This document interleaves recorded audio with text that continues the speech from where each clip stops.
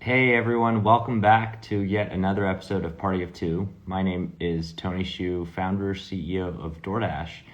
And Party of Two is the show that we've been putting together over the past few weeks, where every week I am privileged to get to chat with one of the awesome restaurateurs on our platform. And I am super excited this week to be joined by Alvaro and Edna Luna, the owners of El Taco in the Philadelphia area of Pennsylvania here in the United States. Super excited to hear their story, and let's see what they have to say. I'm going to invite them here. Alvaro and Edna have an amazing story, and I can't wait for you to hear it. Hey guys. Hello, how's it How are going? you? Hey, where are you taking the call from? It looks like you guys are maybe building soon again. Yep, we're in our second restaurant, hopefully to be open sometime soon. That's awesome. Well, congratulations. Well, maybe as a way to introduce everybody, ourselves, why don't you tell the audience, how you got started? Sure. So this is my beautiful wife, Edna Luna. I'm Al Luna. My wife, she grew up in Guatemala. Her mother owned a restaurant. She grew up in the restaurant business. I went down to Guatemala about 15 years ago. I met her. Totally different business, but ever since then, she's always talked about owning a restaurant. She wanted to do something in the food industry. We came to the United States, and an opportunity presented itself, and here we are. Now, we opened up the restaurant. She is the spirit, the heart. She's everything about the restaurant. Everything has to be up to her standards, and because of that, it's been pretty successful. It's been fun to see how just an idea can become something so much more. Well, Al, I can tell that you are certainly a very humble person in that answer, giving so much credit, as it's deserved to Edna and her family. I mean, that's an incredible story. What maybe prompted you guys to get started in the Philadelphia area? My understanding is you guys serve many universities, and the college students love you. Yeah, it's true. Yeah, we love them too. They're great. They're amazing. They're so friendly. They're always hungry, Yeah. and so Yeah. we definitely want to bring something fresh, something uh, inspiration of Guatemalan flavors, Mexican flavors, and but incorporate too, the American touches. So our tacos are not like it's not the typical taco. Mm. Those tacos can have rice, beans, lettuce, shredded cheese, or queso fresco. It would include our salsas that we make fresh daily. One of the favorite ones is creamy cilantro, creamy chipotle, and we have like a different salsas that like medium, mild, hot, and extra hot. And students love that. I mean, all the people like to try combined salsas or try the spicy ones. So yeah, it was uh, how do I say that? Like something new, innovator, and delicious, of course. Yeah. Yeah, that's awesome. Al, are you gonna say something? Yeah, I was just going to say that in terms of the idea of where the El Taco restaurant came from, I came from an immigrant family. My parents came to the United States literally with two suitcases and $200. My dad was a veterinarian, but in Guatemala there wasn't a big role for veterinarians down there. But he always stressed education. He always stressed going to Mm, school and just trying your hardest no matter what.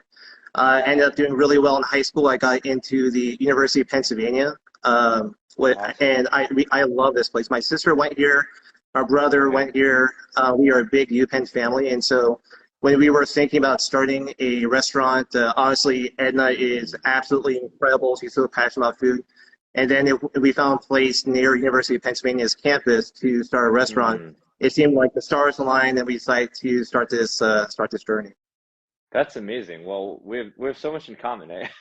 We're all three of us are immigrants to this awesome country.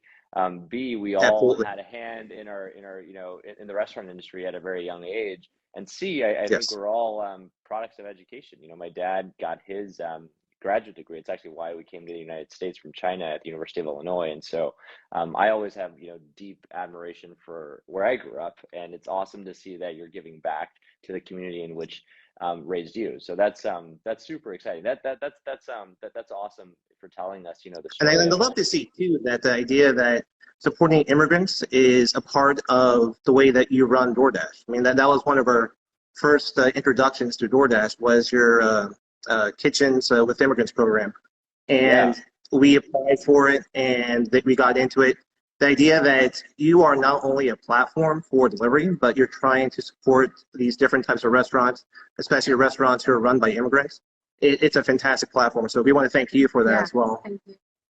Yeah, well, I appreciate that. No, I mean, our Kitchens Without Borders program, we're super privileged to get to serve awesome, you know, people like yourself, and I'm really excited, you know, for that to go around the world because you know people immigrate certainly to this great place in the U.S. and many other countries as well. So I'm curious. So you're about to open now your second location. My understanding is it's also on Penn's campus or UPenn or near UPenn. What Correct. do you have what do you have in store for what are your, you know, goals and plans for this upcoming year? Yeah, so the goal, I think with the second location, and again, I have to thank you. When we were starting to think about the second location, we're a part of your Main Street Strong Accelerator program. We have learned a lot more about running a restaurant. Edna and myself, we don't have a lot of background when it comes to running a restaurant. We sort of just jumped into this, and luckily it worked out pretty well. But there is certainly a pretty large volume of knowledge that we just don't know about running a restaurant. And being a part of your program was fantastic. It definitely taught us a lot. And I think it gave us the courage to start a second location. I think what we found, because our first location it's in University City, but it's a little bit further away from UPenn. It's on Right. Drexel's campus.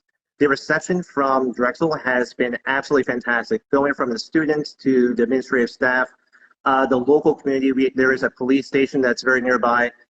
They love coming to El Taco. We always love supporting first responders. We give them free sodas and chips and salsas. And so we like to give back as much as possible. For fundraisers as well. Yeah, lots of student fundraisers. We probably have one or two per week, which is always great to see all the students being involved with the restaurant. And with this second location to actually be in the center of UPenn's campus, when I was a freshman, I was literally about 200 feet that way. I walked by this location, I want to say thousands of times. Looking for food. Always look for food. And my All of brother, exactly, all of us, all the time, exactly. And my brother's still really close by. He graduated MD PhD from UPenn, and he's working at the hospital at the University of Pennsylvania, one block down. And so he's literally walking up and down the street, and then he texts me, "When are you gonna open your restaurant? I need El Taco." So hopefully pretty soon. That's awesome. That's so great to see that you have you know, so much support out of the get-go. Um, and we're you know, we're honored that you're a part of the Main Street Strong program. We certainly would love to bring that program to more cities and more great entrepreneurs like yourself. Absolutely. Um, maybe like walk us through like what you've learned so far in your journey. Now you're like location number two. What are maybe some of the lessons that you took from building your first location that maybe now you're incorporating into your second one? Sure. Yeah, and there's a lot. I think when Ed and we started the first location, we realized that there was a lot of things that we didn't know about, but the number of things we didn't know about was pretty significant. And so there's a lot of learning while you're on the job. I think that when we start the second restaurant, honestly, we're the process of opening a restaurant. Going through that is very difficult the first time because the process is a little opaque. It's not very straightforward in terms of how do you open a restaurant. There's lots of processes and permits and other things you have to go through. I think this time it's gone a little more smoothly. The idea of trying to transition from one restaurant to two restaurants, from what I've heard, is one of the hardest things that a restaurateur can go through, because when you have one restaurant, it's honestly literally a mom and pop type of business. And when you open up the second restaurant, how do you handle payroll across two different locations? How do you set up delivery services across two different locations? And so Sure. it becomes a little more formalized. And so there's a sort of a learning curve that you have to go through when you open up the second location. Um, and so we thought that it might be a little bit easier than it has been. But of course, nothing is goes to plan. But Edna is wonderfully supportive. You know, we have a great number of friends who are also in the restaurant business who have helped us quite a Mm. bit. And so we've been able to overcome a lot of these challenges and hopefully open up pretty soon. Yeah, that's amazing.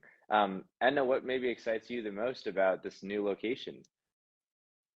Oh, well, first, this one is like 4 times bigger It's than pretty the big. first one.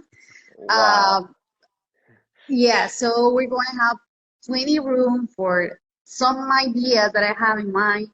Okay. Obviously, thinking like, deliver more food or things to the people. Uh, Sure. we want to create our own uh, uh, food so people can prep at home. Mm. So yeah, and obviously, meeting new people in this area that they are basically going to the first one telling us, well, when you open over there in Penn, because we are right there, so we need to have you close to us. So yeah, definitely is excited. See more people trying our food. Like I said, new ideas that I have in mind with this bigger location, bigger kitchen. So yeah, I can try. I always like to give the people like a different things. We like to Hmm. come with the special of the week. Okay. Sometimes I incorporate new recipes or new dishes so the Hmm. people try something extra. Um, Yeah. so we will see how everything goes, but finger crossed, good. Y- Yeah, that sounds exciting. I'm curious actually to each of you. How do you you seem like super creative types of folks. How do you get your new ideas? Where do you find that inspiration? Yeah, that's a great question. I think in business, and so this is a great question for you as well, but I think the drive for innovation and creativity is really important for any business. And, if you really want to stay ahead of the curve, if you want to stay relevant, you have to be willing to change and understand that what you're doing right now may not be applicable or perfect tomorrow.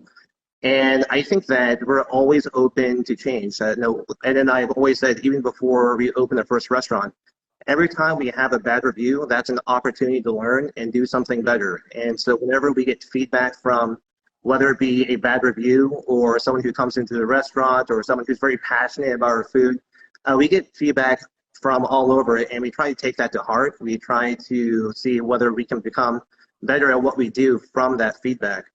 Hmm. And it's part of creativity. I think Edna is amazingly creative. Like all those designs you see back there, like Yeah, she it's awesome. has something in mind for Thank creativity. you. She is artistic. Um, I think there's probably a part that you can learn, but I think she has just been born with an amazing amount of creativity, and that shows in the way that she runs her restaurant, the passion that she has for the food and for the employees, for the community around us.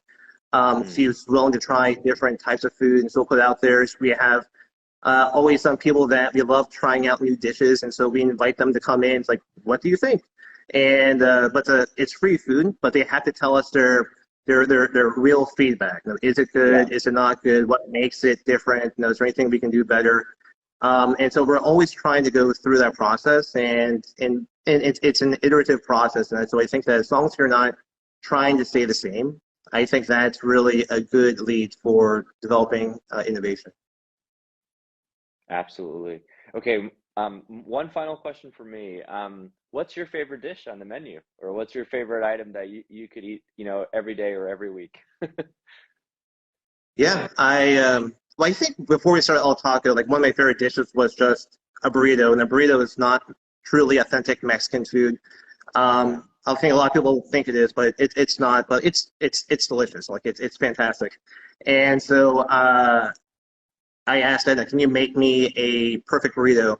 And we've been married for 15 years, and over the course of that time, like I was just talking about, she's tried different ways of making that perfect burrito, and finally she got to a point. I mean, that burrito is fantastic, and that led to the recipe that we have right now at the restaurant. And based off of reviews, it seems like a lot of other people think it's pretty good too. Yeah, for me, the crispy tacos. I love the crispy tacos. Yeah. Well, I mean, I think everyone in the audience and myself included will be looking forward to, that next opening so that, we can enjoy both the crispy tacos as well as the perfect burrito. Anything I can, answer for you, you've been so generous kind of telling me your story. I do have one idea I wanted to pitch to you, if that's Yeah, okay please. with you. Yeah, of course. Okay. So the restaurant business is one of my full-time jobs. I actually have a second full-time job as a healthcare consultant. Okay. And right now in this post-COVID world that we live in right now, there's an idea around social determinants of health, where there is a lot of factors that can impact your health outside of your visits to a doctor or to a hospital. And so, for example, there's lots of clinical studies that show sleep can impact your health, where you live, your zip code can impact your health, but also your nutrition. In fact, there's been clinical studies that showed, especially with an elderly population, if you were to give that elderly population just one meal per day delivered to their location and having that meal tailored to their specific health needs, that can reduce the number of times that population can go to a hospital, can reduce the number of emergency room visits, and reduce the total number of healthcare resources that they consume. And it can be a significant amount of money, hundreds if not thousands of dollars per month per person.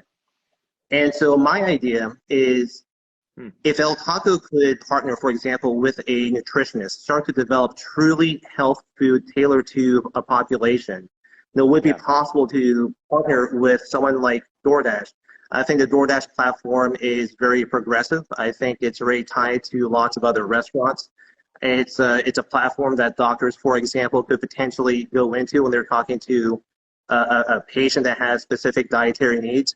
They could say, hey, you know what, El Taco, we've been verified through this nutritionist to provide a very specific type of food that you need. DoorDash can deliver that food, and we know that that's going to have a positive health benefit for that person. It seems like that could be very beneficial for ourselves, for you, and also for the patient. Would that be something that DoorDash could potentially be supportive of? Yeah, Al, I think that's an awesome idea. I think it's a fantastic idea. I couldn't agree more that, food is a huge part of health, both in the prevention and frankly, just in helping us, recover as well. And so, I think that's absolutely something that we can get on board with, and maybe even sooner than later, perhaps even like run, pilots with you in either of your locations.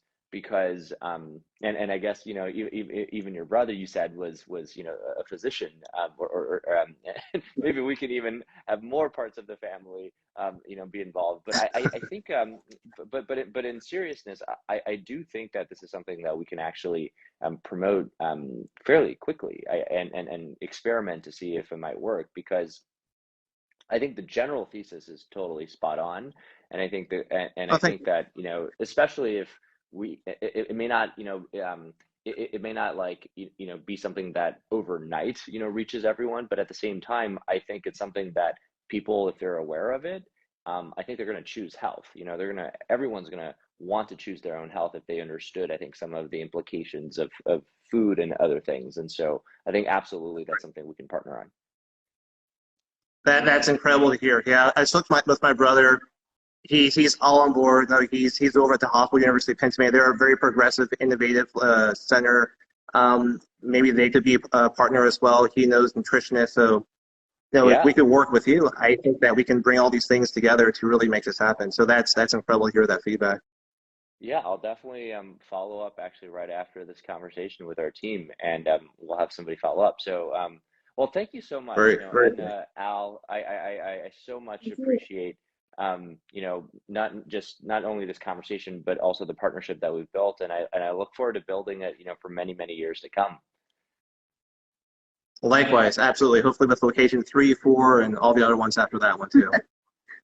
Absolutely. Well, congratulations again on everything you've built so far. I'm super excited for you for location number two. And, I wish you nothing but success and great health in the upcoming year. And hopefully we'll chat again soon. Fantastic. Thank Thank you so you. much, Tony. Very nice to meet you and to talk with you.